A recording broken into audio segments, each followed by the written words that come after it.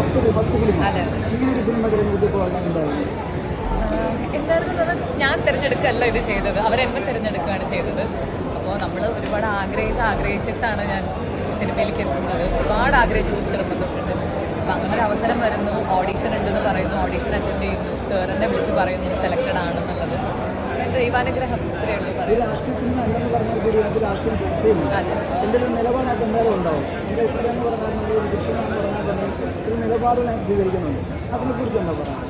അത് മൊത്തത്തിൽ ഡയറക്ടേഴ്സ് പെർസ്പെക്റ്റീവാണ്. അപ്പോൾ അത് നമ്മൾ കൈകടത്തേണ്ട ഒരു കാര്യമാണെന്ന് എനിക്ക് തോന്നുന്നില്ല. അതായത് ഉണ്ണി സാർ ഒരു പടം എടുക്കുമ്പോൾ അതിലൂടെ എന്ത് ചർച്ച ചെയ്യണം എന്നുള്ളത് ഉണ്ണി സാറിൻ്റെ പൂർണ്ണ സ്വാതന്ത്ര്യത്തിൽ പെടുന്ന ഒരു കാര്യമാണ്. അപ്പോൾ ആസ് എൻ ആർട്ടിസ്റ്റ് ഞാൻ അതിലൊരിക്കലും ഒരു കമൻറ്റ് പറയാൻ പാടില്ല. നമുക്ക് പലപ്പോഴും ചില സ്ക്രീനിലൊക്കെ ലാലേട്ടൻ്റെ ഒരു ചെറിയൊരു നിവിൻ ചേട്ടനാ? നിവിൻ ചേട്ടൻ തന്നെ കഴിഞ്ഞ ദിവസം പറഞ്ഞില്ല അങ്ങനെ നിങ്ങൾ പറയരുത്. ഇല്ല നിവിൻ ചേട്ടൻ ഇല്ല, ലാലേട്ടൻ്റെ ഫാൻസ് ഉണ്ട്. നിവിൻ ചേട്ടൻ ഫേസ് കഴിക്കുമ്പോഴേക്കും കഴിക്കുന്ന രണ്ട് താരങ്ങളാണ്, ലാലേട്ടനാണെങ്കിലും മമ്മൂക്കയാണ് പറഞ്ഞത്. അവർ ഭാഗ്യമുണ്ടവർക്ക് അത്രയും സ്നേഹം കിട്ടും. അതറിയായിരുന്നു.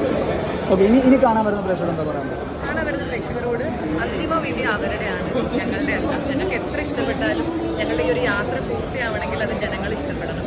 അപ്പോൾ ഇഷ്ടപ്പെടുകയാണെങ്കിൽ എന്തായാലും എല്ലാവരുടെ അടുത്തും പറയുക കാണാൻ വേണ്ടി. അപ്പോൾ അവരുടെ ഒരു പെർസ്പെക്റ്റീവ്